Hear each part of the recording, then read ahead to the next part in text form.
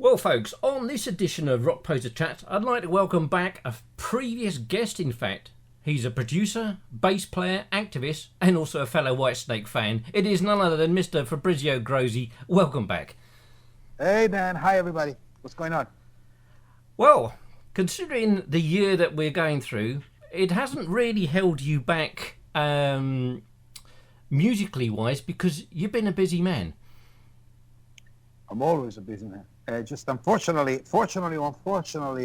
in this, I guess, business, this business of ours. I know I'm talking like a New York mob dude. In this business of ours, you always have to be proactive and be ahead of the game, 6 months to a year, because you never know what happens. And I mean, there is a lot of things going on, but a lot of the stuff that you might refer into were already in motion from 2019 or so. So it's like there's never a dull moment, Well, of course, the stuff we're talking about is, of course, the new thing that's out from yourselves, which is obviously the Soul Garage Experience. New single out, I'd Rather Be Wrong. I'll tell you what, there ain't off a bass groove going on with this. I'm absolutely loving it. Oh, thank you. Appreciate it. What made you decide to do this? I mean, it's not the first time you visited this sort of music, let's be honest. But why do you choose now to jump back into this? Did you just want to change from Supersonic Blues Machine, or has it always just been an iron in the fire? No, I mean, it's a long story. Let me see, how can I give you the short one? Actually, you know the whole thing, because I already told you originally. My introduction into the music world, in terms of like wanting to kind of like become a professional musician, and I told this to Bernie Marsden, actually almost made him cry. It was actually thanks to Whitesnake in Castle Donington, and then to Queen. That's when I was 15 years old. Yeah. Whitesnake specifically with, Ain't No Love. Back then, I did not know who Bobby Blue Band were. I had no idea. Obviously, of course, I knew of Whitesnake because of Deep Purple. But, and this is a few of my, I guess, people that know me in the rock world for my productions or my more rock or hard rock or borderline metal collaborations, they do not know that I've always been, from day zero, a huge black music fan. Italy, back then, when I grew up, it was not a rock country whatsoever. I mean, let's be honest, not even today, but today kind of like it's different, with social media and stuff like that. You can just be out of Indonesia and becoming a blues guy. I mean, we went to India with Supersonic and we got some players over there that we were like, holy shit. I mean, even Gibbons was like, man, these guys know how to blues. And it's one thing that you do not expect out of it. It just sets like your communication different. But back then, the youth thing, it's just like you have to go Saturdays afternoon to the record store to see what was new. It was just like a totally different trend, right? And even though the radio didn't help with rock music, they were playing classic American R&B stuff. Yeah. There was a lot of, Earth, Wind and Fire, James Brown, Curtis Mayfield, that kind of stuff. And don't ask me why. I have no idea what that was going on. And by watching some stuff in TV and later, I kind of like developed that flavor. My big music love infatuation at around 7 was Bob Marley. Back then, him and Peter Tosh and stuff, and the whole reggae thing. It was a very political time, if we really want to look at it. And obviously, those active musicians were like really reigning supreme then. And if we go towards the rock stuff, people like Neil Young, people kind of like outspoken about injustice and all that kind of stuff, were always like very taken with with a lot of interest. And that's, I guess, how it started it all, between James Brown and Bob Marley. That was my thing of black music. And then, after the whole rock, Van Halen and AC/DC and Queen and Led Zeppelin and all of that, I really got close to the blues world, blues and R&B and all of that. And kind of like I developed like two separate, life. When I was with my bandmates, so I asked to work with artists, it was all, Iron Maiden and again, and Whitesnake and Metallica, and I remember to go to London at Shades and buy Shades records. So fabulous. So I used to buy like stacks of records when I was coming to the UK during the summer to do my English things. So I went from that was the public thing to go home and just only listen to Murphy Staple or again Curtis Mayfield, James Brown, and all the old funk and the old really more soul and funk than the actual clean blues, but that kind of, was my own thing. It was my home, my sanctuary. Sure. That stayed with me throughout all this time.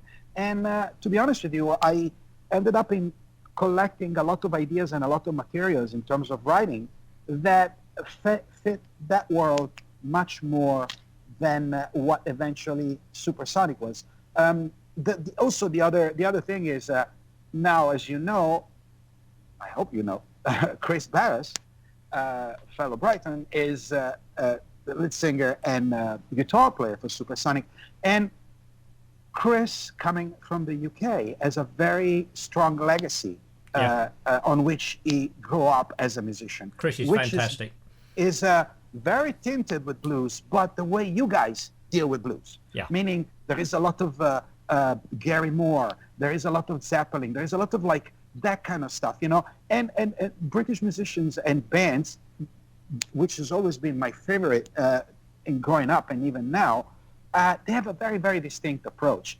And I think it would have been an asset for Supersonic to kind of like take advantage of Chris' upbringing and music cultural extraction, more than trying to impose on him what we had going on otherwise with Lance, or just because we're like a rock blues American band. As you probably know, I mean, we're Los Angeles, California, and all of that, and I'm very hippie. I love 60s music and all of it, but I've always been kind of like the black soul guy in the band for most of the song. But that's kind of like almost like a relationship that I could share very well with Lance, because he had a very similar upbringing. Actually, he did it for real, because he was touring the Chitlin circuit since he was 14 and 15, and he always plays with those guys, Lucky Peterson and Bobby Blue Bland, actually. So there was like a communication between him and I. And when Chris joined us, my first thing, because actually he asked me, hey, what do you want me to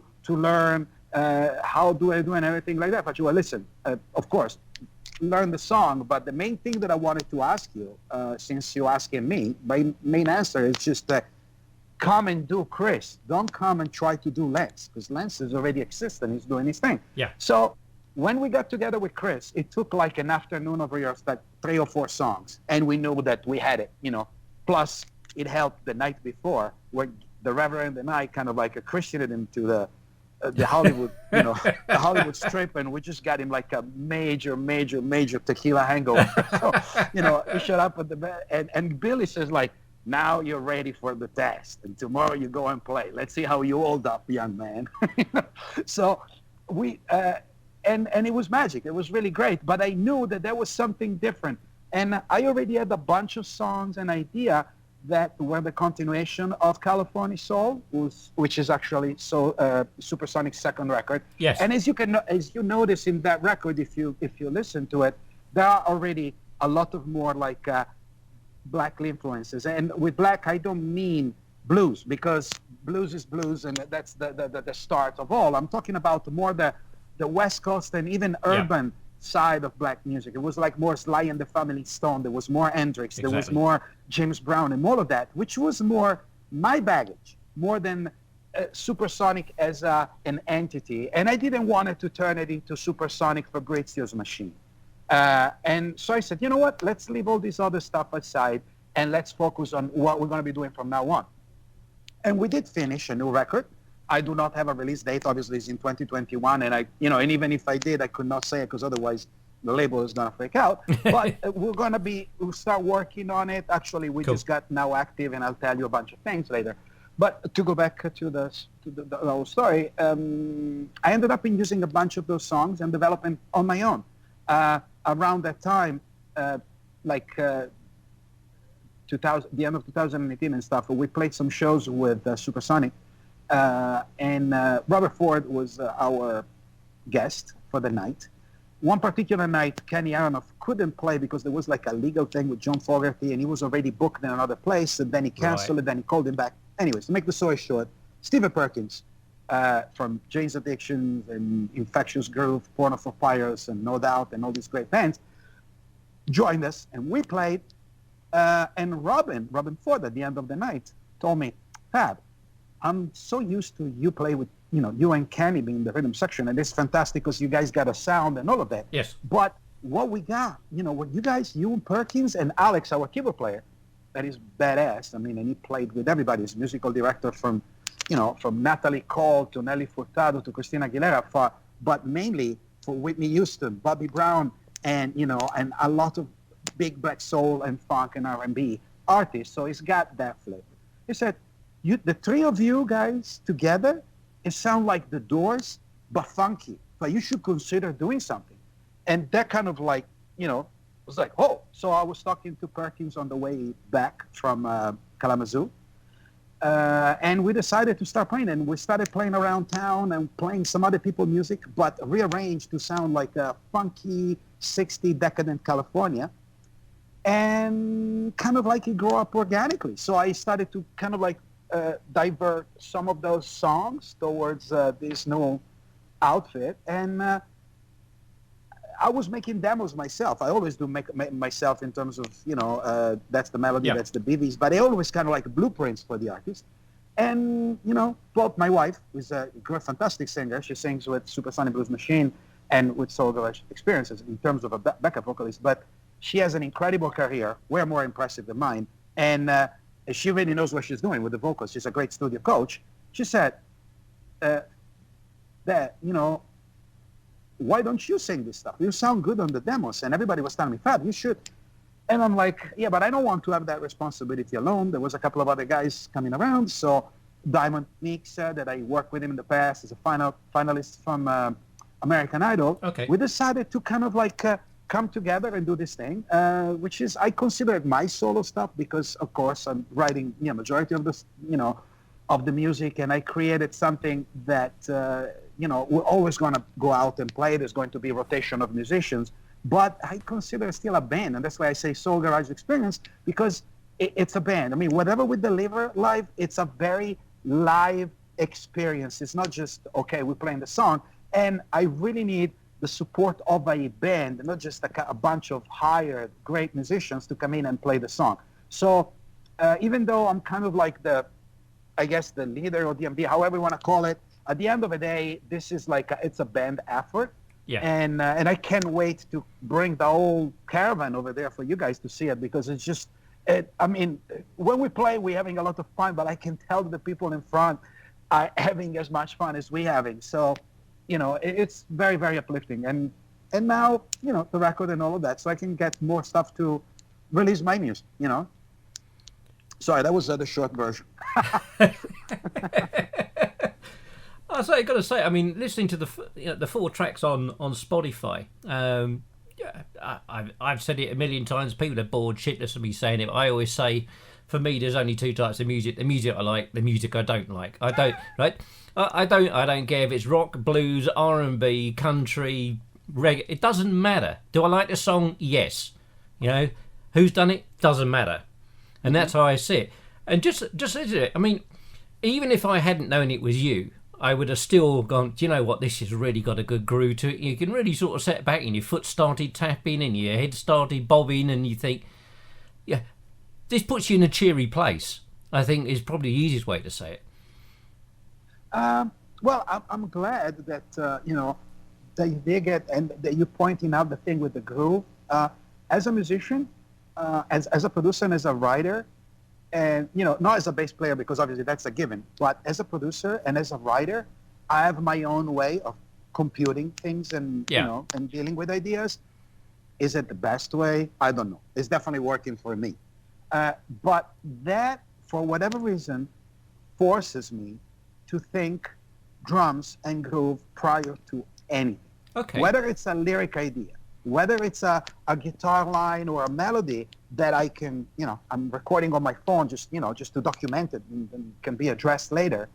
that thing is not going to see any advancement in terms of form, or whether it's a demo or a final track, until I get that thing down and I start to work the groove on it. There is one thing that I think makes, and I'm switching to the rock world now, some of the greatest rock bands out there still today, that sets them aside than everything else. If you take AC/DC, if you take Led Zeppelin, bands like that, sure, it's rock, it's loud, and even drums in four, but it's not tu ta tu ta tu ta. There is a swing to it. There is a groove that even if the bass doesn't necessarily indulge into super groovy, funky bass line, the marriage between bass and drums, it's what makes it winning. Think like Kashmir. Yes. I mean, just think about that. Beside probably being the heaviest riff ever written, but think the drum groove, and I'm not talking about when Bonham switches around. I'm talking about but it's just not it's just if you think about it, dude, that's R&B, heavy, but it's R&B. Think Back in Black, AC/DC. Da da da da da da. I mean, all these. I mean, there's a difference between that and those. I can't stand that. That's why, for me, one of the best of the heaviest band were Motorhead, because regardless of the double kick and everything, all those songs were rock and roll songs. I mean, that was boogie. That was just, Chuck Berry and nothing. And, I had this couple of discussions a few times with Lemon. She's like, because that's where it all started. She's like, I can't sing. Hey, mate, I ain't singing pretty, because that's, this is my voice. If I would sing pretty, people would not maybe think that I'm doing the heavy music that we're doing. But that's what I listen to it. It's not Hendrix. It's Chuck Berry. And you can tell. It doesn't matter how fast it is. There is that groove. So those are the bands that really kind of always, hit me at the core, on the rock world. And obviously, then if we go to the R&B world, that's all groove. So for me, there is nothing that can come around unless that part is addressed before. Whether it's Supersonic, whether it's Soul Garage Experience, it needs to come with the groove. Once you get the groove, it's easy to get people to come around, to dig, to get, to participate and get involved. So I think the fact that you dig the song and you notice the groove, it makes me really happy, because it means that's mission accomplished, because that's what they wanted to, to engage. People from distance, they reflect to the groove, to the how catchy the song is. They don't listen to how complicated are the chords and all of that kind of stuff. It's a conversation for a different style. So here, though, in Soul Garage Experience, probably even more than Supersonic, I would say, less boundaries. Yeah. So you're probably going to hear more like song like the new single that just got released today, I'd Rather Be Wrong. That's kind of like more like a very Black Keys type of thing, but it's very 60s. It's got almost like a Isaac Hayes kind of a group, but also there are some Clash. This is something that our agent, Neil O'Brien, and if he's watching, Neil, hey, what's going on? It made me realize that on the first groove on Right Down Below. So it's like, Fab, that's fantastic. It sounds like Dr. John meets the Clash. And I'm like, wow, because actually Clash was another band that really influenced me when I was a kid. But then again, there was a groove there. If you think of songs like The Magnificent Seven and London Calling and all that, it's just there was I guess, the white version of absorbing and re-delivering reggae music. I don't know. It's just like all those elements together. So I think Soul Garage Experience will actually, it's my platform to kind of like experiment with all those other different sub grooves that I cannot really use with Supersonic, because at the end of the day, sure, we play, as we say, 50 Shades of Blues, but it's very blues rock or rock blues oriented. So there are some sort of standards that we need to maintain. With Soul Garage Experience, all bets are off. So, it goes to reggae, to dubstep, to, boogie, to whatever it is, but still with a little funk. Well, it shows how great the music is, considering a Luddite like me can actually pick up on the groove. Because I've got about as much musical talent as the desk in front of me. So all I can do is react to what's going into my ears. And if what's going to my ears is to my liking, then I'm going to react to it. Well, that's the most tribal part of music, and I think this is like actually, if you talk to anthropologists, and I'm saying this because I did, they will actually they dissect the history of music. The first form of music, of course, there were no recorders or records back then. We can only speculate. But by studying the human behavior, it's just we can almost affirm with certainty of that, just a high level of certainty. Then the first musical exchanges among people were percussive. Yes. Well, that says it all. We're going back 100,000 years. I mean, that's all there is to it. That's the first thing that we react to it. What's the first thing that you hear as a person or feel, even with the child? If you lean your head over for in this case, me as a father, I mean, when my wife was pregnant with my daughter, I would put my head on her belly, and I could hear her heartbeat and the baby heartbeat.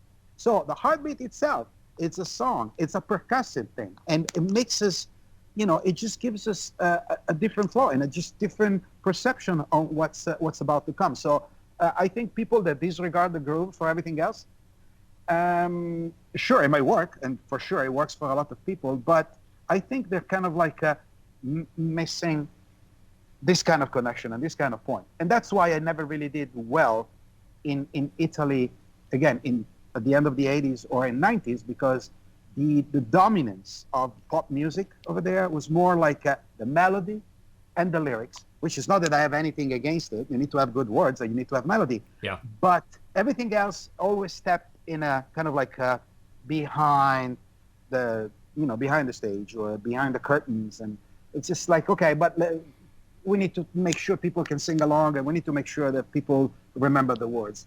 Well, yes and no. Because music is international. If I can understand the rhythm of it, I can sing it and mimic it regardless of the language. While if I don't speak your language, I cannot really tell what you're talking about. So I'll try to stick to the tribal. And I think if you have an attraction for groove, I think kind of like you're connected to that kind of like thinking of, our absorption as humans, absorptions of music and the vibration the music presents, and when I think back to when I sort of first got into music, and obviously as we have discussed in the past, our mutual love of Whitesnake, one of the first bands I ever got into, but probably one of the first records I played a lot, and I couldn't even tell you how I got this 7-inch single, because it certainly wasn't from my parents, who listened mainly to classical. It wasn't from my brother, but I had a copy of Freak Out by Chic. And that bass line, it's still now, that I just hear that bass line, and the huge smile envelops my face, and it's just, Nile Rodgers and the whole New York bass groove, and it's just like, wow. Yeah. And that is what I'm hearing with you. Well, thank you. I take that as a huge compliment, because that's exactly where I'm coming from. I mean, sure. I mean, I cannot deny that I actually started to learn how to play bass by playing along records of, first were like actually a couple of British musicians. And, Geezer Butler, John Paul Jones, Steve Harris, and John Deacon. They all had something that really triggered my imagination with the instrument. The problem is, I was playing along with that to then switch to the records like the one you were mentioning and trying to play to those records. So that's why, sure, I play R&B and I play in all of that, but there's always like a rock influence. But then again, if we go back and we analyze what like people like Geezer Butler or John Paul Jones represented with their instruments, well, they were coming from the blues and R&B. Yes. What were Black Sabbath other than a blues band that had a brilliant idea to say, horror, really works with people. People like to get the shit scared out of them. you know, maybe we should kind of like embrace that kind of stuff and kind of like at least lyrically and put it together with music, which is actually, to be honest with you, is not necessarily a very far different thing. Because if we're going back to the original blues music from the late 20s, 30s, and 40s, besides the sadness of, oh, you know, my woman left me, or I lost my job, and blah, blah, blah, and all that, 50% of that was actually based upon the old, very, I would say, superstition and occult almost of the South. Yes. You know, the whole voodoo thing, you know, that was Louisiana and Mississippi and all of that. So Mr. Lucky and all of that. It's just the whole kind of like, you know, dark thing. It's always somehow found its way to the blues. I mean, obviously, you know, blues came, you know, from, you know, tales of desperation, repression, and suppression. Of course, brilliantly develop into gospel music, a celebration and light and, you know, positivity and all of that. But there is like in everything in life, there is a dark side. I think bands like Sabbath, they were able to capitalize. It's one of absolutely my favorite bands of all the time. First three records for me are the Bible, you know, New Testament, Old Testament, and and the Book of Apocalypse. Those records are insane for that. But also Led Zeppelin. I mean, if you think like, their take on No Quarter in Song Remains the Same. Dude, I'm still getting chills now. I mean, by the performance itself. I mean, then in that case, you can add the Celtic element and the whole, you know, Northern British and even Irish folk things coming in. But the approach has always been that. So I think it's, for me at least, it worked on that sense. And that thing with the groove, I think if you pick up bass, you cannot miss it. I remember when I was about 13, I was friends with a band in Milan. These are like my buddies. They were a few years older than myself, but we were like very close. Yeah. The band was called Bulldozer, and it was the first Italian band that was signed to Roadrunner. They were doing death, thrash metal, all of that kind of stuff. And beside all the theatrics of it, you know, the upset crosses and all that stuff that was very common back then, their history was actually just like mine. AC/DC, Black Sabbath, and all of that, especially the guitar player. Their producer, and I still remember because we spent about 2 weeks in Milan, L.G. Ward for the band Tank. Actually, he was the one that turned me on to some stuff, like back then what's his name, the band, The Dam, Captain Sensible and all those things. And they were showing me some of these bass lines. I'm like, holy cow. So that's really cool. So again, I'm getting black music presented to me by a white guy that is doing his version of it, which is, to be honest with you, not really too far of what I'm doing, because I wasn't born in Louisiana or Mississippi. I didn't grow up with that kind of legacy. So I don't even consider myself a bluesman. When people tell me, oh, you guys are the bluesmen, stuff like, no. Bluesman is like Joe Louis Walker is a bluesman. Eric Gales is a bluesman. You know, Solomon Hicks is a bluesman. Me, I'm a guy that loves the blues, and what I do is a humble tribute to a great legacy and the music that I love the most. But for no way, shape, or form, I can, you know, list myself among those guys, because my legacy and my history, it's not that. You know, I absorb it, I love it, I learn it, but, you know, it's different. However, again, I love the fact that you bring it up, this thing, because it's just kind of like, reminds me, but reconfirms that everything that I know about myself is actually exactly what I went through. And if I can communicate this with the music that I'm doing, exactly dissecting it the way, I mean, you're a musician, it's a different story.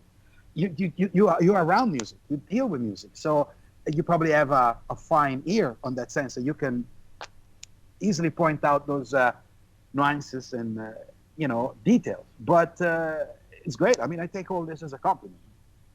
I appreciate that. Going back to somebody you mentioned when you talk about influences, when you consider Lemmy, that his all-time favourite, to him, his absolute idol was Little Richard.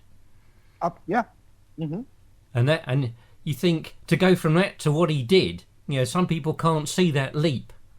I always remember what he said about Little Richard. He said, you know, you've got to remember this guy. He said he was black, he was gay, and he was, at that time, you know, he shouldn't have manage to do anything in the music industry, let alone in the wider industry. And yet somehow he did. He persevered and he got through. He said, and Lemmy always said in an interview, he said, that was inspiration enough for me. Absolutely. I mean, he's right on the social positioning of the artist itself. So if you think about it, black, gay, and not conservative gay, like extremely flamboyant. Back then, I know, just... Oh my God, I don't even want to know. When you look back now, you think, you like, what the hell? How did he even get away with it? Even now, some people would raise an eyebrow because of his flamboyance, because, he was one of the ultimate showmen, as far as I'm concerned. Oh my God, dude, the guy was brilliant, genius brilliant. I mean, I don't even have any other words. But see, the thing is, like with Lemmy, if you think about it, it's exactly like I was telling you. And we had this conversation a few times at the Rainbow Bar over his favorite Pac-Man, explaining, what he was drinking is Jack and Coke. At the end of the day, it sounded heavy, or people are just like extreme, Motorhead. Oh man, extreme, like metal band. It's just metal? Not really. I'm sorry, Metallica is a metal band. Iron Maiden is a metal band. Motorhead, it's a very amped up rock and roll or boogie band. There's no difference. For me, there's no difference between Motorhead and ZZ Top. The only difference is one grew up in Texas, the other one comes from industrial Britain. That's the only difference in tone and color. But the school, their attitude, the way they were dealing with things was just absolutely the same. Again, Lemmy had his voice. If he had a voice like Geoff Tate from Queensryche, I'm pretty sure that the whole Motorhead thing would have sounded different and probably not as offensive as it was. And again, what Motorhead are today compared to bands like, Slipknot or As I Lay Dying. I mean, it's like, dude, it was a joke compared. But then when we were, younger or kids, you hear like Ace of Spades with that distorted bass from the beginning. Go like, holy shit, what happened? Oh my God, But then again, what's that?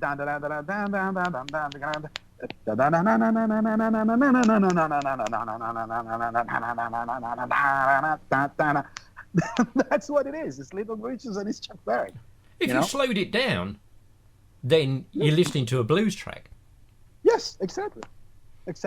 No, but it's just, that's what I'm saying. It's it all without knowing it. A lot of these musicians and a lot of these bands connect. I always try to stay away from the white rock. And I don't know how to explain it without offending anybody, but I'm pretty sure that you understand what I mean with that.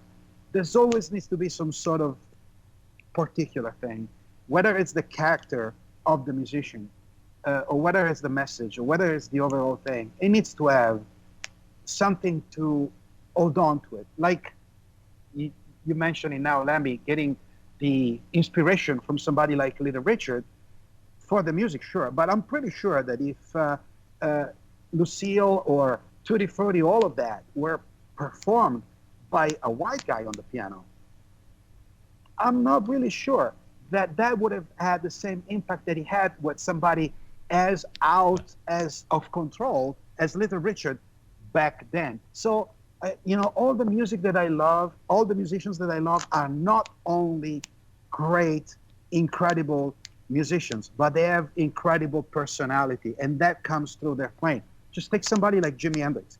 Was Jimi Hendrix the best guitar player when he was siding with other musicians before he started to his own stuff? He was a great guitar player, but to be honest with you, well, a lot of more guitar players that in a traditional way of guitar playing were better than him. But he developed his own voice, and people are still trying to emulate him today. But that was his edge, Same thing as, again, somebody like Lemmy or somebody like Ozzy, if you think about it. I mean, the guy can, and I do not like when people are just really putting, Ozzy can sing and all of that. Are you freaking kidding me? Do you understand, like Black Sabbath 1968, that first record, there was no auto-tuner or anything like that. And the motherfucker was singing that as a white guy from Birmingham, playing that and playing the harmonica the way he was doing it. He had it. I'm sorry. I mean, he can sing then, No More Tears. He can talk, like Speak of the Devil, whatever it is. But his edge was cross-genre and just more than an inspiration. And that's why he became successful. So all these super band, if you think somebody like Keith Richards, There are better guitar players than Keith Richards? Oh, I can probably name you like about 250. However, none of them is Keith Richards. And when he goes up on stage and he plays that thing, I have like a little anecdote for you. Bernard Fowler, who's actually one of the singers in the Rolling Stones, he's been playing with them for almost like 18 years. Fantastic singer. But it was about 7 years ago. I was actually getting on a plane because we were doing some stuff with Steve Lukather and some other friends. And he calls me because we're trying to put something together. And I said, hey, taking off and stuff. I call you back later. It's 2 o'clock. Oh, no, remember, I'm in New York. So just adjust the time and everything. What are you doing in New York? Oh, yeah, you probably know. I'm starting 3 weeks of pointless rehearsal with the Stones. And I'm like, why it's pointless? This is bad. After 15 years, of 10 or 12 years, whatever it is, that I'm playing with them, those guys have no way to start and finish the same song the same way twice. So we might rehearsing, the same song for 3 weeks, and everyone will start whenever the hell they want to start. But as soon as Keith puts down that down thing and Charlie locks in, then the song can start and the whole thing move and it's just working. So what I'm saying is like sometimes it's not only the fact of how good of a musician you are or how much prowess you have on your instrument, but it is also, are you able to your talent or to your chops to let your personality come through? Because if you do, then you got something there. If you don't, then you're just a great musician, but it ends there, You're absolutely right. You've got to have that, I suppose that the French phrase je ne sais quoi is probably correct. You've just got to have that final click. Otherwise, because you don't have to be the greatest musician. If you can be, good musician, but with a great look and a great sound, then you're always going to eclipse someone who could almost be too clinical. Listen, one of my, I call it mentors or like big brothers, is a dear friend of mine. And if without him, I wouldn't be here in terms of like being doing music, what I'm doing. It's Steve Vai. Steve Vai is probably indisputably one of the greatest guitar player ever existed. But what I love about Steve Vai is not the fact that he's the best guitar player that ever exists, is his head. Because when he plays, he's already thinking of everything else. And his orchestrations and stuff are just magnificent. The guy's like from a different planet or comes from a different point. How can I consider Steve Vai one of my favorite guitar players, and how I can consider at the same rate Keith Richards one of my favorite guitar players? I mean, they're the opposite. I mean, the same thing. It's like my other, I call him Uncle Willie, Billy Gibbons. Billy would not play anything over 5 miles per hour. Impossible. Not because he never really got into that. He's not interested. For him, it's just like the 2 notes together and the ringing is that. And then Steve Vai is making his point with maybe 4 different harmonized guitar and an orchestration with arrangements and part and counterpoints and everything, that it's just ridiculous to think about it, how somebody can come up with that, right? However, both of them are part of my favorite guitar players. And it's the same thing when you see the readers of like all these guitar magazines and stuff like that. Those names are always like between the top 10. So how is that possible? How come we don't get the super virtuoso, the super fast, or the most flashy guitar player ever? But you have people that develop a voice and a particular thing with them. The thing is, like, stop listening to other people. Not stop listening. I mean, just always listen, because you always get to learn. But stop listening to what people tell you about what you're doing, that is right, that is wrong, and everything. Just, talk the way you want to talk, play the way you want to play, because that's the only way that can separate you from yourself. And if you get really good at saying things your way, then you're probably going to be able to carve your own niche and have your own history. What I'm saying is, like, there's no point in trying to be Steve Vai. There's no point in trying to be Billy Gibbons, because you already have them. Yeah. And if you try to do that, you're going to be number 2, number 3, number 10, number 1,000, number 1,500, and you're never going to go anywhere. Just be yourself, and you're always going to be number 1. And then if you stumble upon a good song, then, more people are going to be acknowledging your talent. But if we think about it, especially all these guitar players that I just mentioned, and this works for all the instruments, okay? And probably guitar players, since we love rock and blues and all of that, it's the most, I would say, predominant or the most, famous instrument, okay? But all those guys, all these people got famous because the songs that they were playing, not because of their style of playing. I mean, their style of playing got to become very popular thanks to the songs that they were playing. In other words, they didn't make it a mission of becoming the fastest, the slowest, the most articulated, the most knowledgeable musician or anything like that, but to do the best job the way they thought it needed to be done to deliver a song. I mean, Jimi Hendrix, beside all the pedals and effects and everything that he created, the feedback and all the stage antics and all of that, was a phenomenal guitar player. But look at the freaking song that the guy wrote. I mean, lyrics and the music itself. I mean, dude, this is like some masterpieces. I mean, Steve Vai could have not been Steve Vai if instead of playing what he was playing over In the Name of God, or For the Love of God, I'm sorry, or Blue Powder, if he was playing over that, his, things over the Chicken Dance. It would have never got any recognition. But think about like one of my favorites of all time, Brian May. Holy shit. I mean, do you understand what that guy wrote? I mean, do we understand at all? So it's like, but then, but yeah, the great singer, of course, everybody in Queen was like, dude, that was like, it's a ridiculously talented band, but it's not a talent that it's an end for its meaning. I mean, just, I'm just great. And four people are getting together, it's fantastic. Because you have a band of four guys, just like Led Zeppelin, of incredibly talented on their instrument musicians, but also that they were able to talk to each other and deliver something that was subliminal. I mean, another one of my favorite bands, it's U2.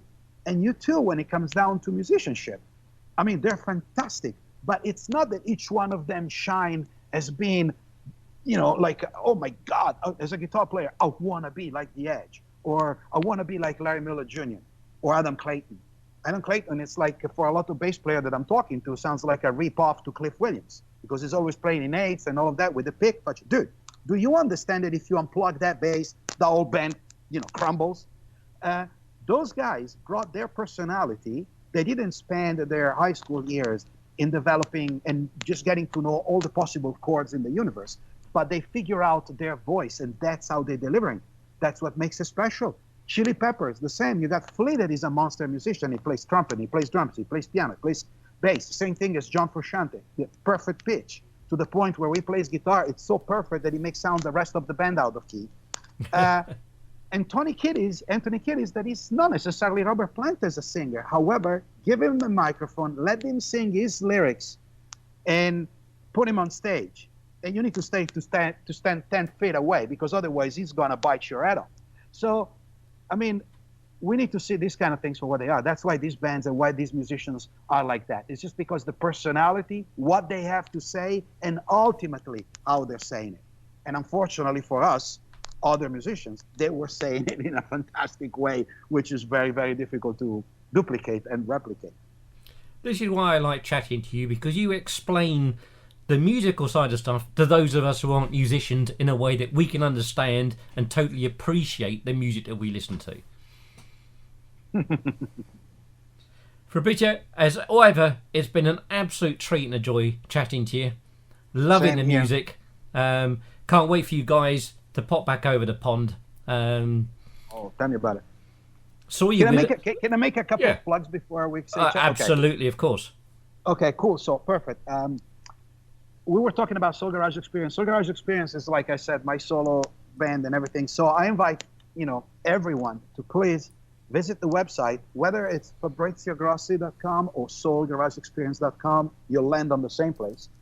And from there, you can go to our YouTube, Spotify, Facebook, and all of that, right? Happy places, as we call them. So please, to everyone, if you want to know about more about the music that I'm doing with this other great group of people, go to Fabrizio Grossi or SoulGarageExperience.com. And from there, you can visit YouTube, please subscribe to the channel. Follow me on Instagram, Facebook, and all of that, so you can keep up with everything that I'm doing. I'm just trying to keep delivering music and just stay connected and chat with people. And even if you don't like what you hear, please drop a comment. Say, you know what? Fuck off.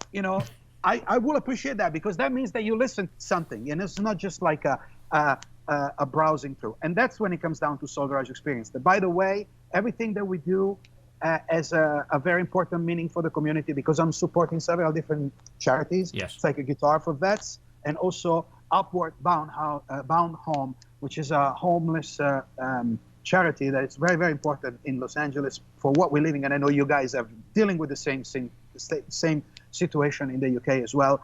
Homelessness and poverty, great plague of our society nowadays that shouldn't not have any place in today's world. And for the little we can do, a portion of what we're making always goes there. So knowing that if you guys ended up in spending something, whether if you buy from the store, you're downloading, or simply you just increase our streaming counting, it goes not only to my children's college, but it's going to help people first. And then for all the other fans of Supersonic Blues Machine, please, we have a brand new page, supersonicbluesmachine.com. Again, go visit it. Go visit the page, and from there, go to YouTube, subscribe to the channel, because we're starting something really cool with Kenny and Chris.